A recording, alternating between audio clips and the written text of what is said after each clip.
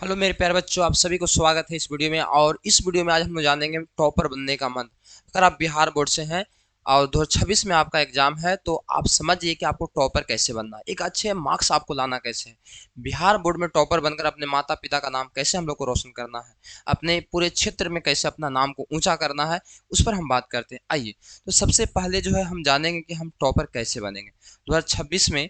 हम लोग बिहार बोर्ड का टॉपर कैसे बनने वाले हैं, इस पर हम विशेष ध्यान देते हैं। आइए, टॉपर बनने का मूल मंत्र मैं आपको यहाँ पर बतलाने वाला हूँ। मंत्र आपको बहुत बढ़िया से समझना है और बहुत बढ़िया से जो है आपको पालन करना है। ठीक है, सबसे पहले आपको पाठ्यक्रम को समझना है, सबसे पहले आपको सिलेबस को समझना है।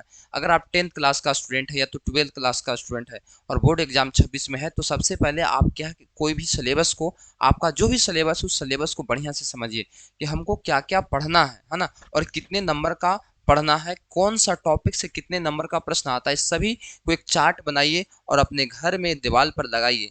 और उसके बाद कंप्लीट अगर आपका होता है तो आप पता कीजिए कि आपका तैयारी कितना नंबर का हो गया है ना। तो सबसे पहले जो है पाठ्यक्रम को समझे, अपना सिलेबस को समझे कि हमारा सिलेबस क्या है। ठीक है, सबसे पहले अपने सिलेबस को समझे, जिससे आपको पता चलेगा कि कितने मार्क्स हमको कहाँ से उठने वाला है। ठीक है, और कहाँ से ज़्यादा अंक प्रश्न पूछा जाता है, ये भी आपको समझना है। तो सबसे पहला हमारा काम क्या है कि सिलेबस को हम बहुत बढ़िया से समझेंगे, ताकि हम समझ सकें कि कितना अंक तैयारी हम कर रहे हैं या कौन सा टॉपिक को पढ़ने से हमको कितना अंक मिलने वाला है। इसके बाद आगे आप ध्यान देते हैं तो पढ़ाई की एक योजना बनाइए, पढ़ने का आप एक योजना बनाइए। एक योजना कहने का मतलब आप एक रूटीन बनाइए और रूटीन के अनुसार आप उसको क्या कीजिए, पढ़ाई कीजिए। अब रूटीन बनाना क्यों जरूरी है? देखिए, रूटीन बनाना इसलिए जरूरी है ताकि आपको सभी समय को, सभी सिलेबस को पढ़ना जरूरी है, सभी सब्जेक्ट को पढ़ना जरूरी है। इसलिए आप रूटीन बनाइएगा तो रूटीन के अनुसार आप पढ़ सकते हैं, है ना। नियमित रूप से और स्मार्ट तरीके से आपको पढ़ाई करना होगा।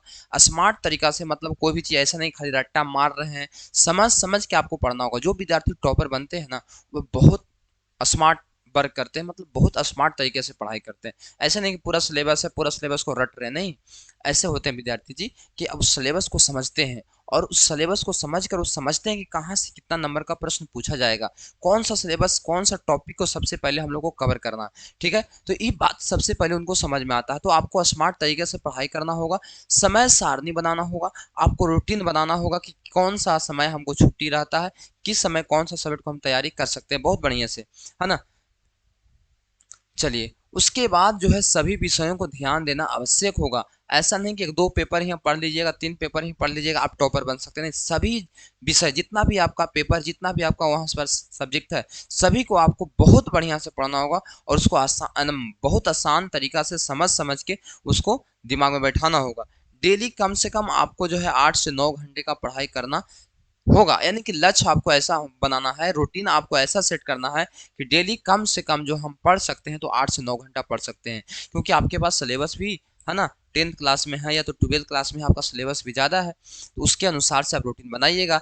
जब भी एक घंटा की रूटीन बनाइएगा तो समझिए कि आपको 8 से 9 घंटा चल ही जाएगा। तो कम से कम 8 से 9 घंटा अगर आप टॉपर बनना चाहते हैं तब हम बात करें, ऐसे नहीं। टॉपर बनना है तब, आपका लक्ष्य है टॉपर बनना, अपने माता पिता के सिर को ऊंचा रखना है, ताज को ऊंचा करना है, तब आप ऐसा अपना सकते हैं। आपको कम से कम 8 से 9 घंटा डेली पढ़ाई करना घर पर ज़रूरी होगा, है ना। ऐसे नहीं ऑफलाइन क्लास या ऑनलाइन क्लास करने से कुछ नहीं होगा, आपको घर पर उतना स्टडी करना ज़रूरी होगा मेरे दोस्त। इसके बाद जो है एनसीईआरटी बुक आपको पढ़ना होगा।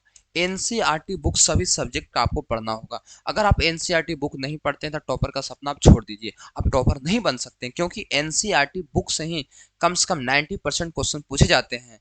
तो एनसीईआरटी बुक यानी किसी भी राज्य के, जैसे बिहार बोर्ड का हम लोग को बीटीबीसी का बुक आता है, उसको हम लोग पढ़ेंगे।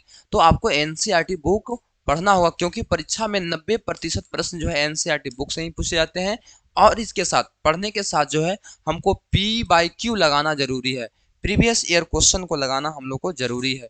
प्रीवियस ईयर क्वेश्चन मतलब जो पूछे गए पिछले सालों में, जैसे 2011 से लेकर जो प्रश्न पूछा गया है, 10 से लेकर 15 से लेकर जो भी पीछे वाला सभी प्रश्न पूछे गए हैं, सभी प्रश्नों को आप एक नज़र देखिए, उसको आप बनाइए। ठीक है, उसको आप बनाइए कि आपसे बनता है कि नहीं बनता। कोई भी टॉपिक अगर आप पढ़ लिए तो उस टॉपिक से प्रीवियस ईयर क्वेश्चन भी कीजिए कि हमको उस टॉपिक से जो हमने पढ़ा, जो हमने तैयारी किया, वो पीछे वाला जितना एग्जाम में पूछा गया है, क्या प्रश्न बना पाते हैं कि नहीं बना पाते। इससे आपको क्या हो, कॉन्फिडेंस बढ़ेगा कि हाँ, हमारा तैयारी जो है किस लेवल का है है ना। तो आपको PYQ लगाना जरूरी है। उसके बाद नोट्स बनाइए, आप शॉर्ट नोट्स बनाइए। इस बात पर आप बहुत ध्यान दीजिए क्योंकि आपका सिलेबस बहुत ज़्यादा है। अगर शॉर्ट नोट्स क्या होता है, शॉर्ट नोट्स मतलब कि संक्षिप्त। अगर कोई सर आपको कोई भी टॉपिक पढ़ाए हैं, उस टॉपिक में से जो मेन मेन पॉइंट है, उस मेन मेन पॉइंट को छांट कर अलग से लिखिए। छोटा छोटा बात मतलब कि शॉर्ट में उसको लिखिए। तो वो आप जो शॉर्ट बनाइएगा ना, वो आपको रिवीजन करने में बहुत ज़्यादा आसान होगा। ये नोट्स जो होता है ना, बहुत ज़्यादा फायदेमंद होता है। जो विद्यार्थी UPSC BPSC तैयारी करते हैं, नोट्स जरूर बनाते हैं। नोट्स कहने का मतलब हुआ कि आपको एक ऐसा नोट्स, शॉर्ट नोट्स बनाना है जिसको हम कम समय में रिवीजन कर सकते हैं। ठीक है, तो आपको नोट्स बनाना बहुत ज़्यादा जरूरी है। महत्वपूर्ण बिंदुओं को संक्षेप में लिखिए। इन नोट्स में क्या लिखना है, जो भी मेन मेन पॉइंट है, उस पॉइंट को, महत्वपूर्ण बिंदु को संक्षेप में शॉर्ट में लिखना है और बार बार उसको रिवीजन करें। शॉर्ट नोट्स को आप बार बार समय निकालकर रिवीजन करें, क्योंकि अगर पूरा सिलेबस को, पूरा कॉपी जो आपका रेगुलर पढ़े हैं या तो कहीं भी जो विस्तार से पढ़े हैं, उसको अगर रिवीजन करते हैं आप, तो उसमें आपको समय बहुत ज़्यादा लग जाएगा। ठीक है, आप उसको क्या है कि शॉर्ट नोट्स बनाइए और उसको डेली रिवीजन कीजिए। मैं डेली नहीं तो 2 दिन के बाद, 3 दिन के बाद रिवीजन सब्जेक्ट आपको हो जाना चाहिए, ताकि कोई बात भुलाने से पहले फिर हम बात को दिमाग पर उसको चढ़ा लें, है ना। एक बात और है, टीचर के मार्गदर्शन में आपको रहना जरूरी है। जो भी आपके गुरुजी हैं, उनको मार्गदर्शन में रहना जरूरी है, उनसे सलाह लेना जरूरी है और उनको सलाह को पालन करना जरूरी है। क्योंकि अगर आपके गुरुजी नहीं है तो आप टॉपर नहीं बन सकते। आपके एक गुरु होना जरूरी है, जो आपको रास्ता बतलाएंगे, मार्ग बताएंगे कैसे चलना है मेरे प्यारे भाई, कैसे चलना है मेरे प्यारे बच्चों। उसी रास्ता पर आपको चलना है और जिस तरह से आपको बताएंगे उसी के अनुसार से आपको काम करना है। तो टीचर का मार्गदर्शन बहुत जरूरी है, बहुत बहुत ज़्यादा जरूरी है टीचर का मार्गदर्शन। ठीक है, उनको सलाह का पालन करना भी बहुत ज़्यादा जरूरी है ना। खाली मार्गदर्शन लेने से नहीं होगा।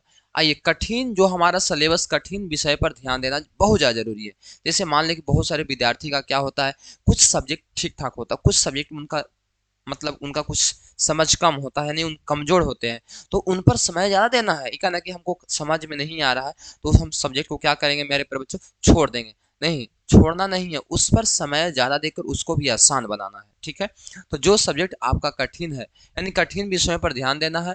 जो सब्जेक्ट आपका कठिन है, आप कमजोर उसमें है, आप उस पर अधिक समय दीजिए और उसे नज़रअंदाज नहीं करना है। क्योंकि अगर आप उसे नज़रअंदाज करते हैं, अगर आप उसे आप नज़रअंदाज करते हैं तो आप टॉपर नहीं बन सकते। क्योंकि यहाँ पर जितने प्रश्न पूछे जाएंगे सभी सब्जेक्ट से, आपको सभी को बनाना होगा, तभी आप एक अच्छा मार्क्स ला सकते हैं, है ना। तो आपको किसी भी सब्जेक्ट को नज़रअंदाज नहीं करना है। जो हमको सब्जेक्ट कमजोर है उस पर हम विशेष ध्यान देंगे। क्या देंगे, विशेष उस पर हम ध्यान देंगे, उसको नज़रअंदाज नहीं करेंगे, उस पर समय विशेष देंगे।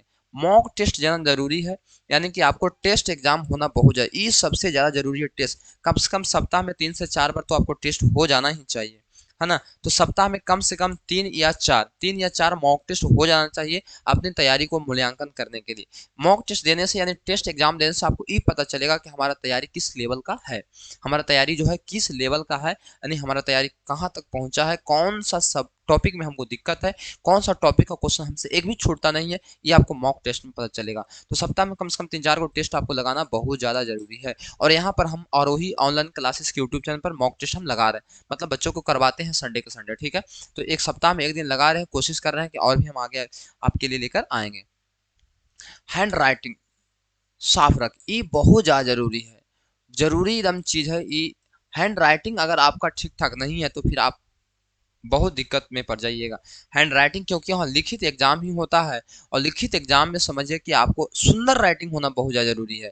किस प्रकार से आप कॉपी को लिखिएगा, इस प्रकार से आपको कॉपी को लिखना है कि दिखने वाला का ऐसा देखे आप मन गदगद हो जाए, हम खुश हो जाए कि क्या लिखा है। थोड़ा सा गलत भी रहे तो उसको काटने का इच्छा ना करे, उसको नंबर देने का मन करे, है ना। तो आपको क्या है, हैंड राइटिंग साफ रखना होगा। परीक्षा में आंसर लिखने के लिए साफ और सुंदर हैंड राइटिंग का उपयोग करें। एग्जाम में आपको जो लिखावट होना चाहिए एकदम जबरदस्त, एकदम सुंदर होना चाहिए। ठीक है, उसके बाद जो है 8वां का आता है, आत्मविश्वास बनाए रखना चाहिए। अपने अंदर जो विश्वास होना चाहिए कि हमारा जो तैयारी है वो सबसे अच्छा है, हम एक एक क्वेश्चन को जवाब दे सकते हैं। हमारे तैयारी के तैयारी से जितना तैयारी है उससे ज़्यादा क्वेश्चन हमारे एग्जाम में नहीं आ सकता। जिसे कहते हैं कॉन्फिडेंस, अपने अंदर एक जो कॉन्फिडेंस आना चाहिए। परीक्षा के दौरान आत्मविश्वास बनाए रखें और तनाव मुक्त रहें। मतलब टेंशन, अगर एग्जाम है तो आपको टेंशन लेने की जरूरत नहीं है, क्योंकि आप उससे पहले बहुत बेहतरीन तैयारी करके आए हैं। जो विद्यार्थी इतना नियम को पालन करके पहुंच रहे हैं उनका तैयारी बहुत जबरदस्त है और कभी उनको कुछ दिक्कत होने वाला बात नहीं है। तो अपने अंदर जो है आत्मविश्वास को बनाए रखना है। ठीक है, तनाव से मुक्त रहना है, टेंशन आपको नहीं लेना है। टेंशन जो है आपको नहीं लेना है, टेंशन से मुक्त रहना है। ठीक है, चलिए, तो इतना बात रहा आपको टॉपर बनने का कि आप टॉपर किस प्रकार से बन सकते हैं। अगर वीडियो को अच्छा लगा तो अपने दोस्तों के साथ में शेयर कीजिएगा, चैनल को एक बार सब्सक्राइब जरूर कीजिएगा। बहुत बहुत धन्यवाद।